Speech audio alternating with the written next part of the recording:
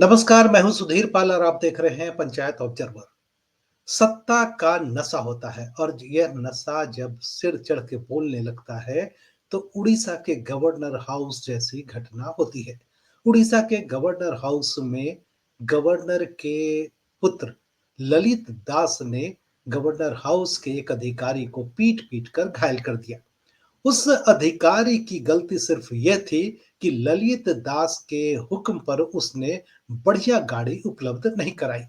Governor house के उक्त अधिकारी की मजबूरी थी कि जिन तिथियों पर गाड़ी की मांग की गई थी, उस तिथि में राष्ट्रपति महोदया पुरी में थी और राष्ट्रपति महोदया के स्वागत के लिए और उनके कार्यक्रमों के लिए गाड़ियों की लंबी लिस्ट जारी की गई थी जो उपलब्ध कराई जानी थी।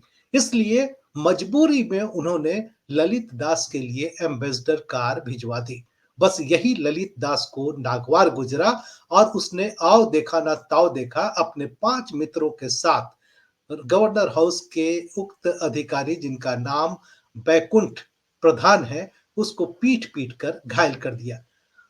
आलम यह था कि जब वो वहां से जान बचाकर निकलने लगा तो ललित दास के दोस्तों ने और सिक्योरिटी गार्ड ने उसको बंद रूम से पकड़ कर लाया और फिर पीटा।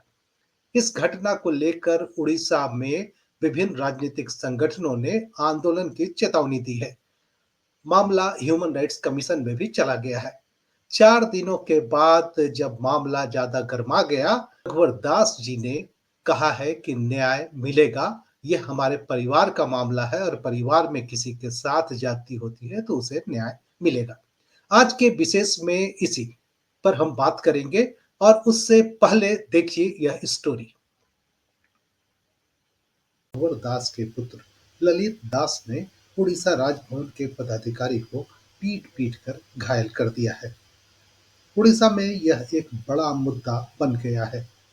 उड़ीसा के राज्यपाल के पुत्र ललित दास के खिलाफ उड़ीसा राजभवन के प्रधान सचिव को लिखित शिकायत की गई है। पीड़ित पदाधिकारी की पत्नी ने लिखित तौर पर थाने में एक कंप्लेन दर्ज कराया है। इसके बाद रघुवर दास और उनके पुत्र के खिलाफ उड़ीसा में एक माहौल तैयार हो गया है।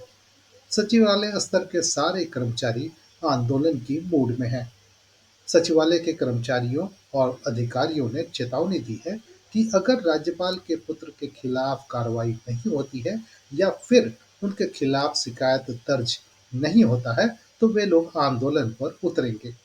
इन लोगों ने राज्यपाल रघुवर दास के पुत्र ललित दास के खिलाफ गुंडागर्दी करने का आरोप लगाया है। इस घटना पर हमने विस्तार पूर्वक जानने की कोशिश की और हमने उड़ीसा के वरिष्ठ पत्रकार संदीप साहू से पूछा कि आखिर ये माजरा है क्या। मैं बता दूं, संदीप साहू बीबीसी के साथ 1995 से जुड़े हैं और हाल में ही उनकी एक किताब आई है। राष्ट्रपति द्रौपदी मुर्मू के बायोग्राफी को उन्होंने लिखा है और इसे पेंगुइन ने छापा है। यह किताब अपने आप में एक महत्वपूर्ण और दिलचस्प संस्मरणों से भरा हुआ है। इस किताब का नाम मैडम प्रेसिडेंट है। तो संदीप जी का हम स्वागत करते हैं। संदीप जी से हम जानेंगे कि आखिर उस रात हुआ क्या था। करीब रात के 11:45 हो रहे थे तो गवर्नर के जो कुक हैं उन्होंने आकर के इन अधिकारी को बैकुंठ जेना को उन्होंने बुलाया, ये कह करके कि राज्यपाल के बेटे ललित कुमार उनसे मिलना चाहते थे।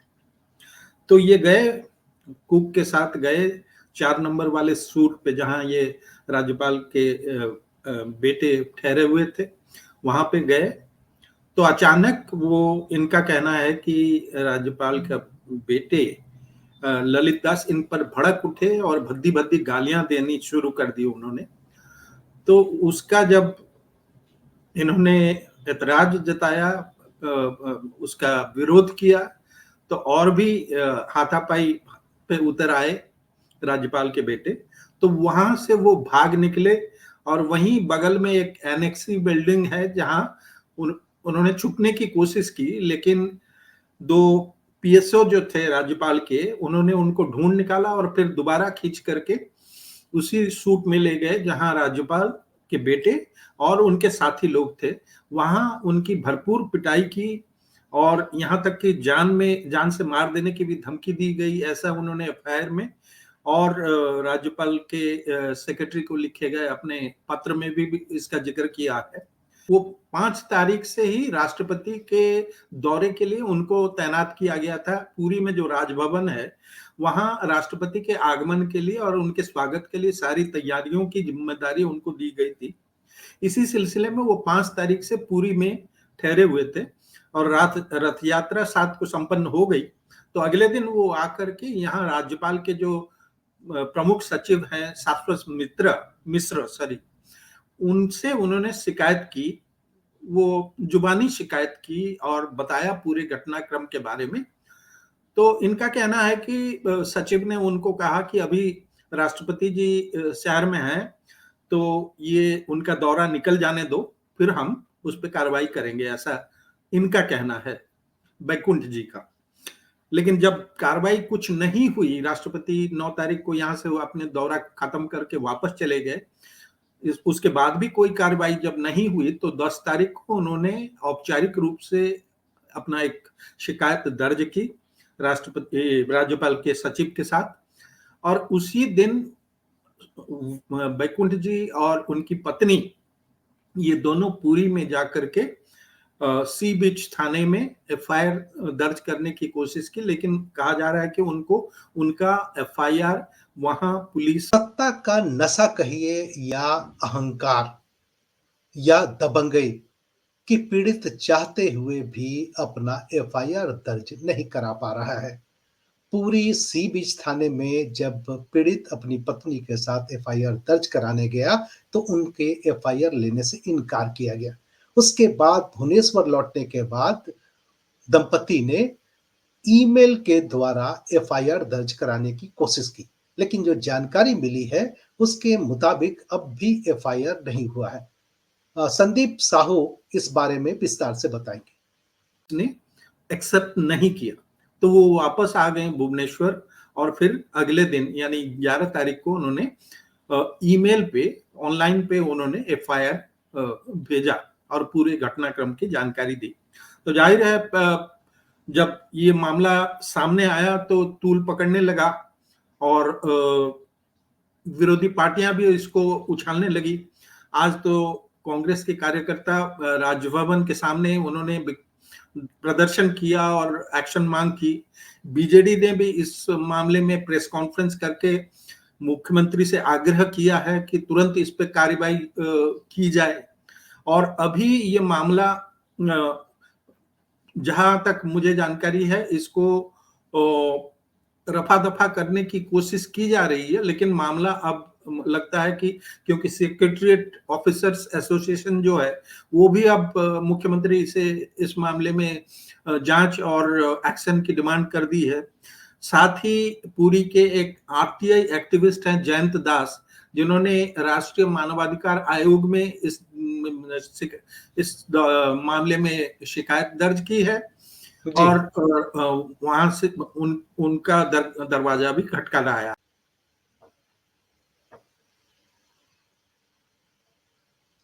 जो साथी झारखंड में हैं उनको पता है कि रघुवर दास के बेटे ललित दास पहले भी कई बार इस ढंग की घटनाओं को अंजाम दे चुके हैं, चाहे वो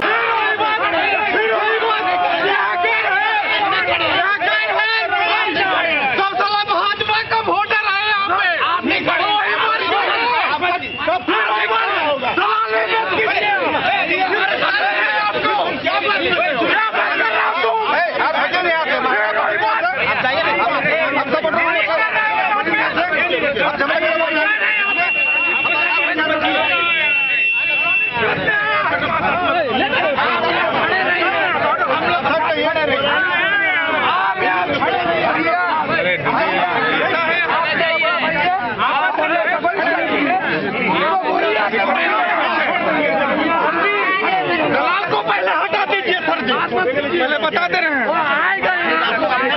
हम लोग कर रहे हैं, लेकिन इसको हटाइए, ये दलाली कर रहे हैं। क्यों मारा किसको बोला है? जी माहौल गर्मा जाएगा, हटा दीजिए इनको।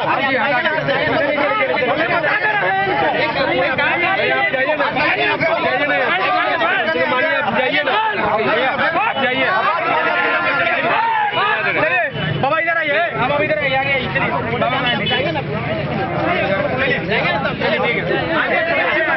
नहीं चलेगा, आप जाइए,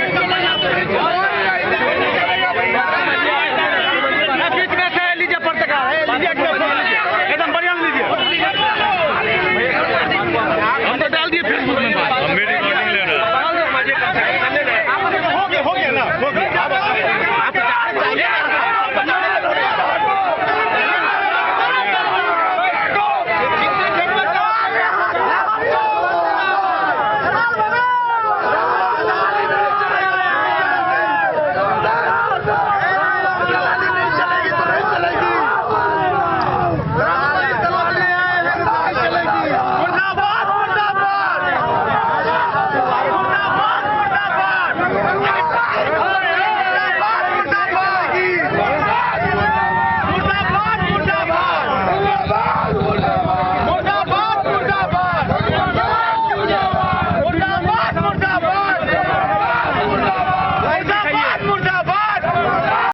बैकुंठ प्रधान ने अपनी शिकायत पत्र में जो कुछ लिखा है उसमें यह साफ नहीं हो पा रहा है कि आखिर अचानक से ललित दास हमलावर क्यों हो गए, और यही सवाल हमने पूछा वरिष्ठ पत्रकार संदीप साहू से। तो ये वजह क्या कुछ पता चला क्या कि अचानक से क्यों ललित दास उस पर हमलावर हो गए? क्या कोई देखिए अभी औपचारिक रूप से तो न एफआईआर में इसका जिक्र है, ना पीड़ित खुद कुछ बोल रहे हैं कि प्रोवोकेशन क्या था, क्या कारण था कि राज्यपाल के बेटे इतने वायलेंट हो गए। लेकिन मेरे सूत्रों के मुताबिक, राजभवन के सूत्रों, पूरी राजभवन से जो खबर मिली है उसके अनुसार बेसिकली राज्यपाल के बेटे ने इस अधिकारी को कहा था कि एक गाड़ी भिजवा। वो भुवनेश्वर में थे, उन्होंने फोन किया कि आप, क्योंकि ये पुरी में थे, उनको कहा कि एक गाड़ी भिजवाइए, मैं और मेरे कुछ दोस्त पुरी आना चाहते हैं रथ यात्रा देखने के लिए। तो अपैरेंटली उन्होंने कोई एम्बेसडर गाड़ी भेजी थी, जिसको लेकर के ये राज्यपाल के बेटे भड़क गए। उनको तो कोई और दूसरी गाड़ी, इनोवा या कोई अच्छी गाड़ी नहीं मिली, एम्बेसडर भेज दिया। इसी बात को लेकर के उन पर भड़क उठे, और पता नहीं इनका रिएक्शन क्या था, ये तो उस साइड, अदर साइड ही बता पाएगा। लेकिन इनका कहना है कि उन्होंने कुछ जवाब दिया होगा या कुछ विरोध किया होगा, जिसके बाद वो और भड़क गए और उसके बाद शारीरिक आक्रमण पे उतर आए। और काफी, आपने फोटो देखी होगी तो उसमें पता चला है कि शरीर के लगभग सभी अंगों में प्रहार किया गया है, और जूते से भी मारा गया है उनको बहुत बुरी तरह से, क्योंकि राज्यपाल के बेटे ही नहीं थे, उनके साथ 5 और उनके दोस्त भी थे, सबने मिलकर के मारा और ये अकेले पड़े हुए थे। तो जाहिर है काफी। इस घटना को लेकर उड़ीसा में एक ढंग से माहौल गर्मा गया है। कांग्रेस और बीजेपी राजभवन के सामने प्रदर्शन कर रही है, और वहीं ह्यूमन राइट्स कमीशन में भी इस मामले को लेकर शिकायत की गई है। जब इस मामले को लेकर पूरा उड़ीसा गर्म हो गया है, राजनीतिक तौर पर तापमान बढ़ गया है, तो महामहिम रघुवर दास ने आज पीड़ित की पत्नी के साथ भेंट की और उन्हें आश्वस्त किया कि न्याय मिलेगा। राज्यपाल आज उन्होंने आश्वासन दिया है पीड़ित के पत्नी को कि इस पे वो न्याय करेंगे, और इनका कहना है कि हम न्याय के लिए इंतजार करेंगे, देखेंगे कि क्या कर रहे हैं, फिर आगे सोचेंगे, अगर कुछ नहीं हुआ तो फिर आगे क्या करना है, नहीं करना है, ये सब हम आगे। आज के विशेष में बस इतना ही। यदि आपने हमारे चैनल को सब्सक्राइब नहीं किया है तो आपसे अनुरोध होगा कि कृपया चैनल सब्सक्राइब करें। हमारा कार्यक्रम पसंद हो तो लाइक करें और कमेंट्स करना ना भूलें।